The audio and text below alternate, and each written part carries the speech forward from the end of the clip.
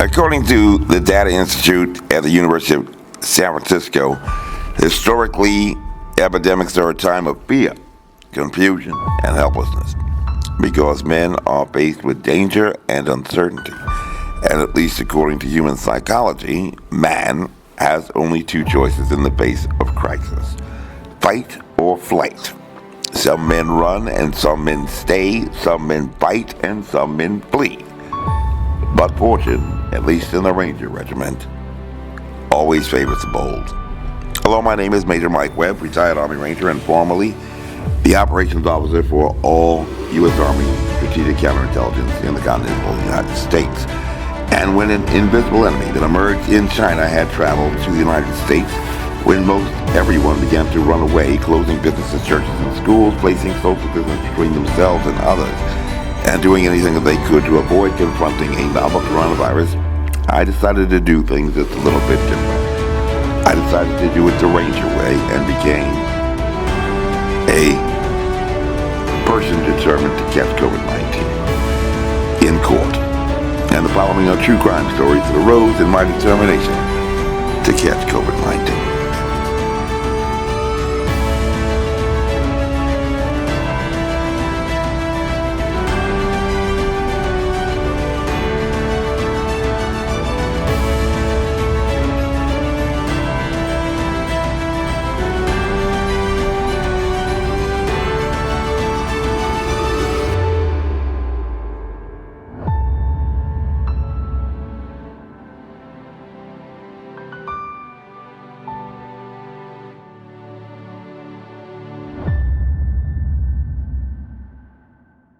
An Annapolis graduate, a naval aviator, graduation from the nuclear power school, and assignment to a command on board a Nimitz class carrier.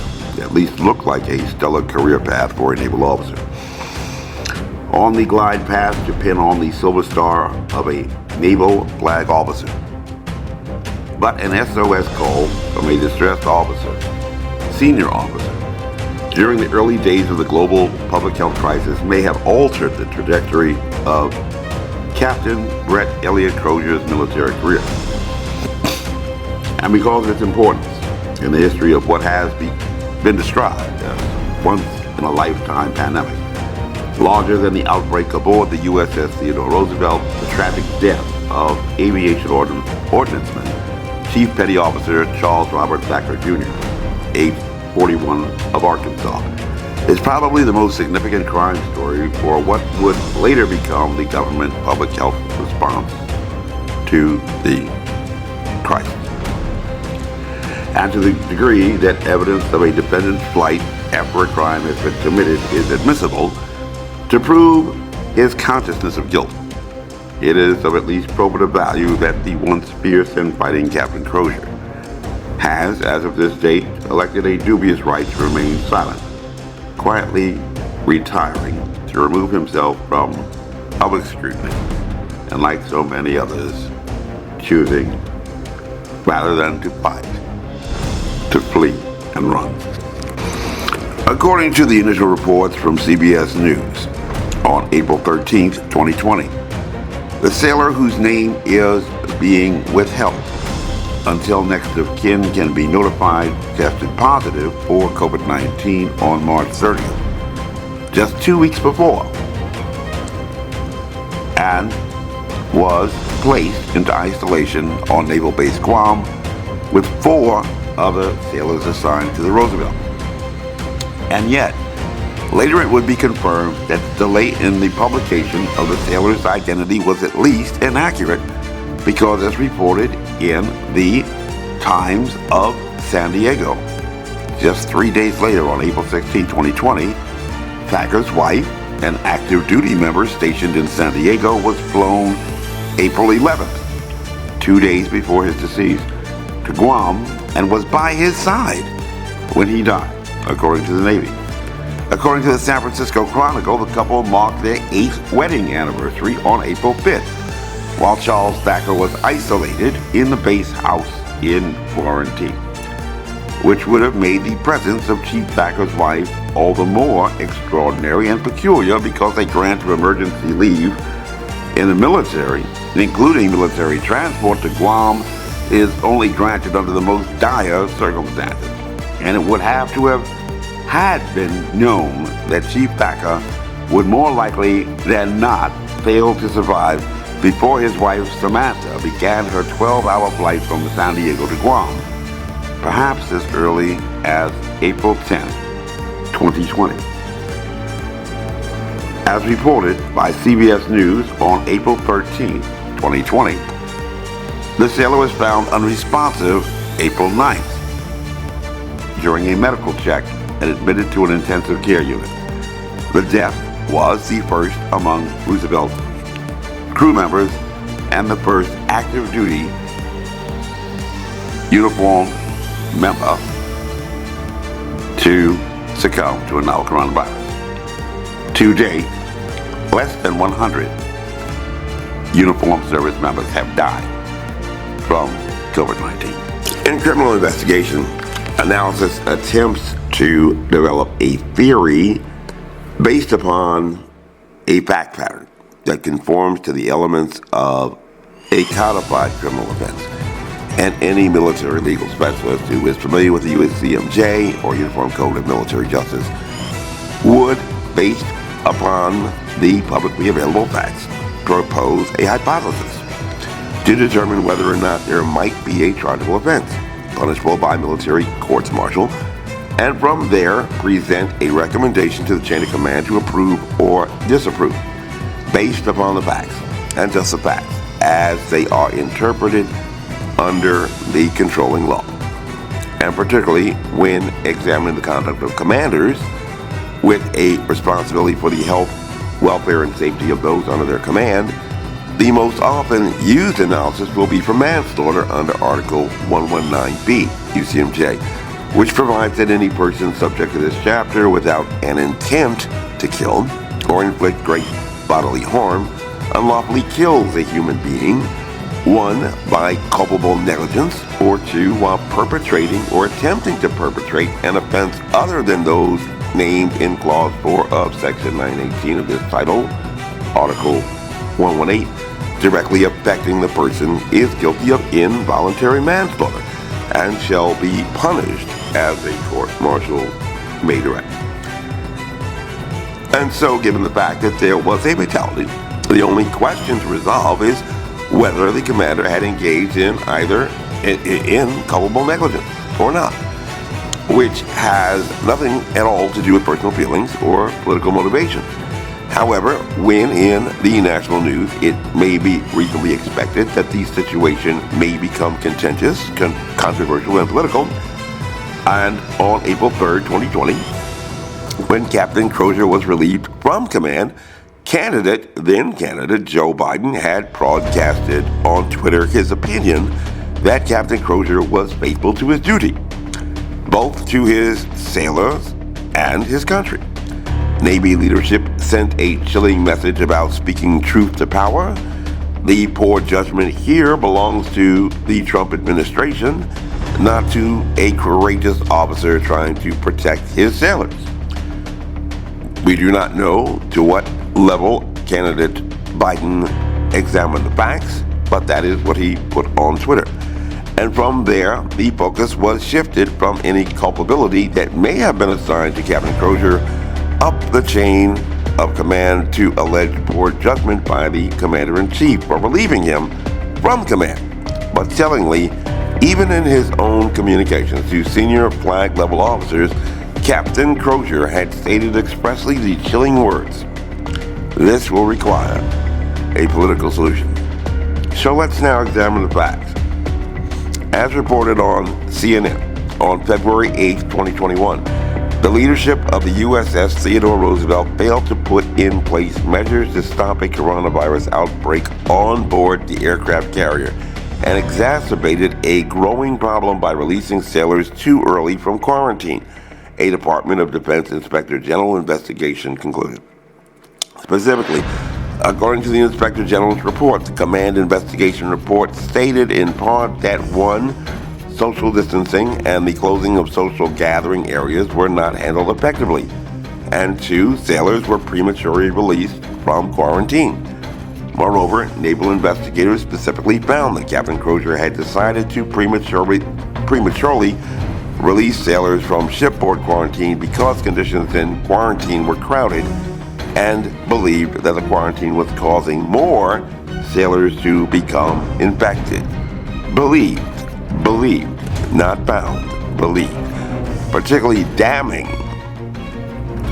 on March 29, 2020, just one day before Chief Thacker's infection, according to U.S. Naval Institute timeline, Crozier decided to lift a quarantine on sailors in the ship's aft berthing because it was causing true human suffering, according to the executive officer.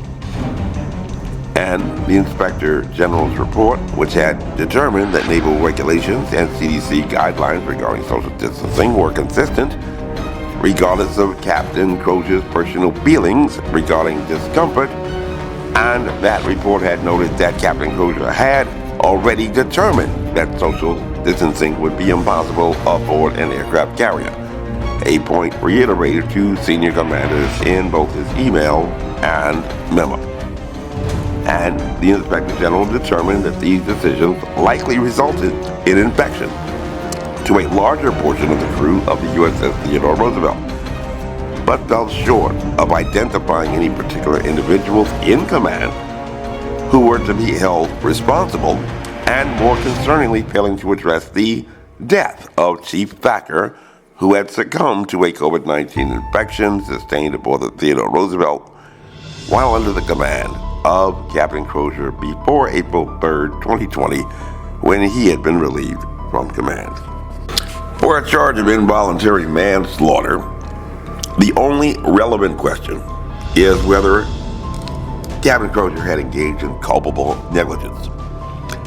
And at least, according to the U.S. Naval Institute, just like Captain Crozier had assumed that the measures were causing more infections, on March 29, 2020, he made a command assessment and began assuming all TR sailors were COVID-19 positive. A decision in which the investigation found he did not even consult officials in Carrier Strike Group 9. And this is problematic because if everyone aboard the Roosevelt is infected, at least according to the commander, not supported by any empirical evidence, not in consultation with any other commanders in the Carrier Strike Group, why was he then continuing to press senior level commanders, black level officers, for permission to offload 2,000 sailors from a major force protection platform onto Naval Base Guam, and later to private hotel rooms for quarantine after concluding that the base facilities were inadequate and describing the situation as not ideal? There is certainly at least sufficient evidence and good cause for an inquiry regarding the negligence attributed to Captain Crozier in connection with the death of one member of his crew.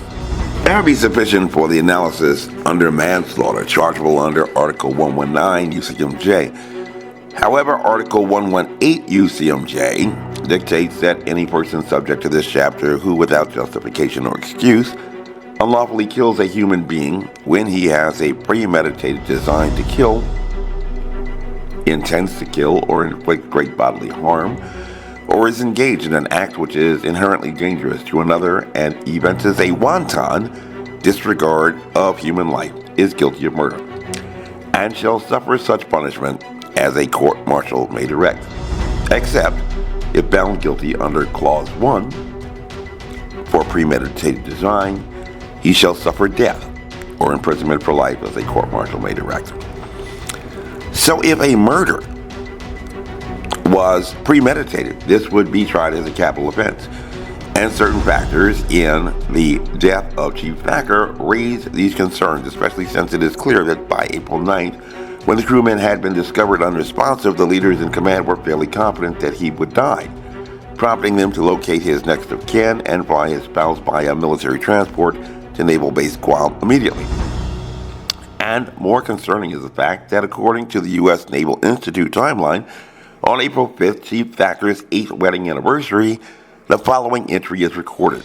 Chief Petty Officer Charles Robert Thacker Jr. is treated in the Naval Hospital Guam emergency room for COVID-19, not some other condition, but discharged and sent back into isolation the same day, despite an emergency, for a crewman afflicted with what had been described by the commander as a lethal disease, contrary even to the scientific reports upon which he had relied that had stated specifically that about 80% of confirmed cases were reported to be mild disease or less severe forms of pneumonia, 13.8% severe and 4.7% critically ill, but that risk factors for severe disease outcomes are older age and comorbidities, which profile did not describe any member of his crew.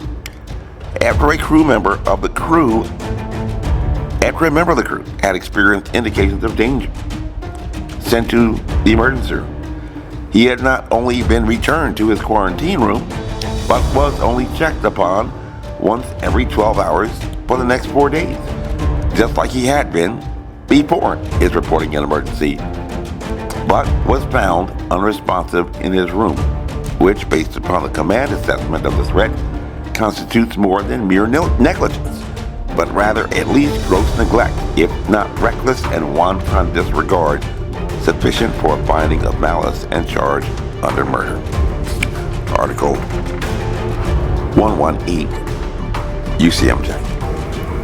Beyond a reasonable doubt as required under Article 118, there is sufficient evidence that the command had engaged in conduct that was inherently dangerous to another and evincing a wanton disregard of human life. Given the command's assessment of the dangers associated with COVID-19 as a threat, Chief Thacker's transfer and immediate discharge from the emergency room, and the failure to monitor this sailor after release.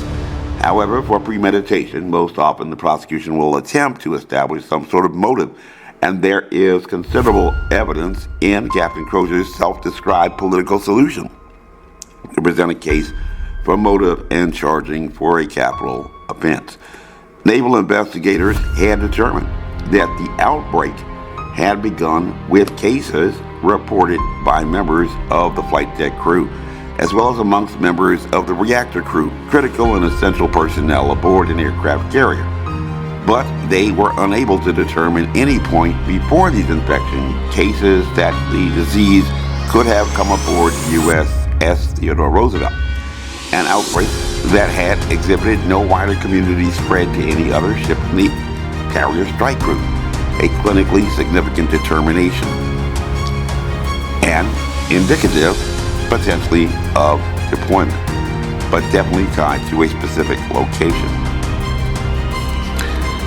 Moreover, this particular biological agent had been determined by the World Health Organization to possess a secondary attack rate of less than 5% in February 2020, later revalidated in the largest sample size trace contact study to date in October of 2020, and prompting the conclusion at that time that it is not clear whether this correlates with the presence of an infectious virus, and which therefore, to achieve over 1,400 infections, could only have been deployed against members of the crew, and would have required a conspiracy to bring aboard and deploy.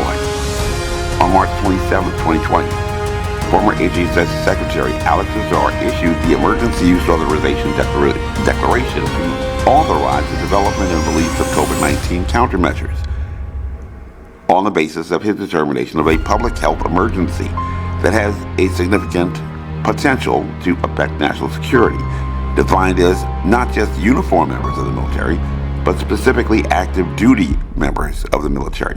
But by March 27, 2020, not even one active duty soldier, being neither elderly nor possessing comorbidities, had died.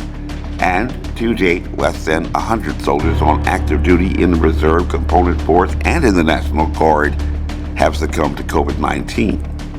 And so Chief Thacker's death was at least something that occurred at a very convenient time, as well as long overdue for countermeasure products that have become the focus of the government response to the pandemic.